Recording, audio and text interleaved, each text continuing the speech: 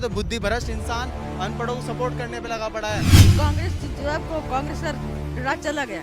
अरे राज तो किसी का रहा ही नहीं है। जिसने भी है ना गलत जुल्म किया है उसका कभी राज नहीं होता। ये जुल्म कर रहे हैं गरीबों पर। कौन आना चाहिए सत्ता में, बीजेपी या कांग्रेस? कांग्रेस आना चाहिए। बच्चे तो बोल रहे हैं लेकिन हम मोदी जी को बोल रहे हैं, हम बीजेपी को बोल रहे हैं।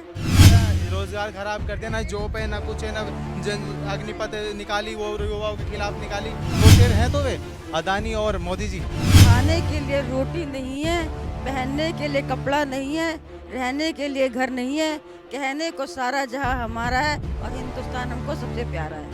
2024 में लोकसभा चुनाव है, क्या लगता है कौन आना चाहिए सत्ता में, बीजेपी या कांग्रेस? कांग्रेस आना चाहिए। कांग्रेस क्यों आनी?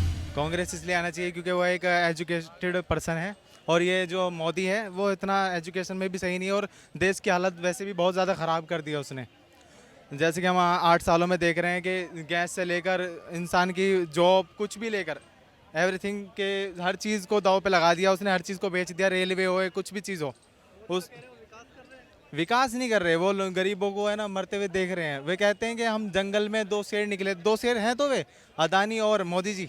उन्होंने देश की अर्थव्यवस्था खराब कर दी है। सत्ता में बैठे लोग तो ये कह रहे हैं कि विपक्ष तो कहीं दूर दूर तक है ही नहीं, विपक्ष का तो कोई नामो निशान ही नहीं है। भारतीय जनता पार्टी का रूल है कि है ना खुद भी खाओ और औरों को भी खिलाओ। इसलिए है ना उसके है ना जो सत्ता में बैठे हैं वे बोलते नहीं है। लेकिन- वे बोलते हैं तो है ना सिर्फ भारतीय जनता पार्टी लेकिन के। कांग्रेस को वापस विपक्ष सत्ता पक्ष में आना तो पड़ेगा ना। हाँ, इसके लिए मेहनत चल तो रही है। क्या मेहनत चल रही है? मेहनत चल रही है कि यात्रा निकल रही है वो राहुल गांधी जी जो। राहुल गांधी की यात्रा से कोई फर्क पड़ेगा? हाँ बिल्कुल पड़ेगा। अभी नहीं पड़ेगा, अगले इलेक्शन में पड़े, ऐसा भी तो हो सकता है। आदमी मेहनत करता है एकदम से नहीं उसको परिणाम मिलता। करते रहते कि 70 साल उन्होंने राज किया और उसमें कुछ अच्छे भी काम 70 साल राज किया, उसमें तो कुछ हुआ नहीं थे। बोल रहे लोग दंगे हुए, लड़ाइयाँ हुई, झगड़े हुए। अब कम होगी। ये देखो बहुत ज़्यादा जो ना इंसाफ से एकदम राम मंदिर एकदम से दे दिया। बहुत ऐसे फैसले लिए कि आराम से कर लिए इन्होंने। कुछ को लगा कि बहुत आसान है। इतिहास बदला जाएगा जिसने भी है ना। कौन आएगा सत्ता में? मोदी जी आएंगे सत्ता में। मोदी जी आएंगे? हाँ जी। कांग्रेस नहीं आएंगी? नहीं, कांग्रेस नहीं आएगी क्यों? क्योंकि 8 साल से मोदी जी आ रहे हैं। तो बोल रहे कांग्रेस आएगी, युवा देश का। बच्चे तो बोल रहे हैं लेकिन हम मोदी जी को बोल रहे हैं, हम बीजेपी को बोल रहे हैं। हाँ? हम बीजेपी को बोल रहे हैं। लेकिन युवा तो कांग्रेस चाह रहा है आंटी। अब बीजेपी ने इतना हमारा रोजगार खराब कर दिया, ना जॉब है ना कुछ है, ना अग्निपथ निकाली वो युवाओं के खिलाफ निकाली। क्या को निकाला चाहेगा, उसने? कोई बीजेपी को उसने चाहेगा तो युवाओं को दोनों पेट कैसे पे लात आएंगे? मारा, वो किसी मारा, खुद अपना पेट भरा है।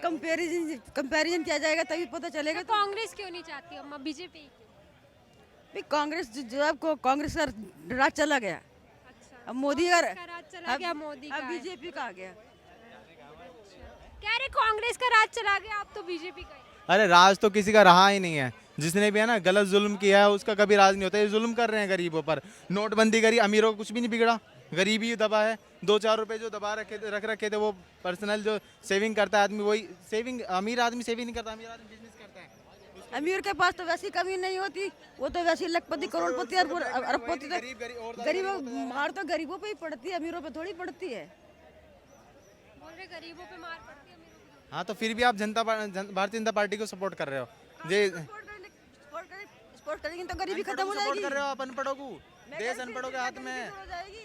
हाँ देश अनपढ़ों के हाथ में है। यहाँ का बुद्ध क्या बोलते हैं, बोला जाए तो बुद्धि भ्रष्ट इंसान अनपढ़ों को सपोर्ट करने पे लगा पड़ा है। देश का प्रधानमंत्री अनपढ़, गृह मंत्री वो अनपढ़ को क्या है, क्या क्या चीज है? विनाश काले बुद्धि विपरीत, इसका मतलब इनका कहने का विनाश काले विनाशकारी है। विनाश काले बुद्धि विपरीत। ऐसा नहीं होता।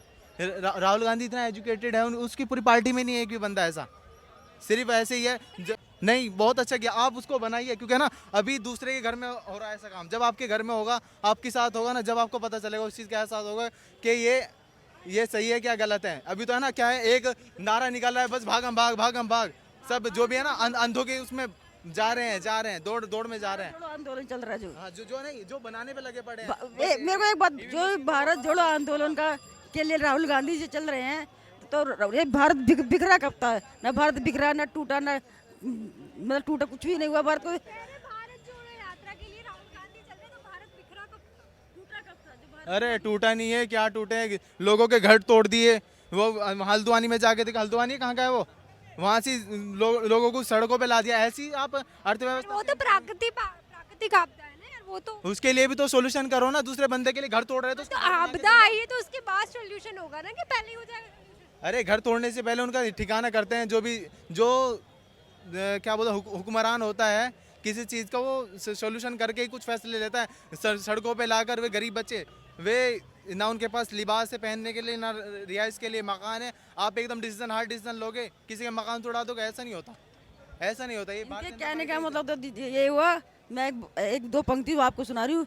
खाने के लिए रोटी नहीं है, पहनने के लिए कपड़ा नहीं है, रहने के लिए घर नहीं है, कहने को सारा जहां हमारा है और हिंदुस्तान हमको सबसे प्यारा है।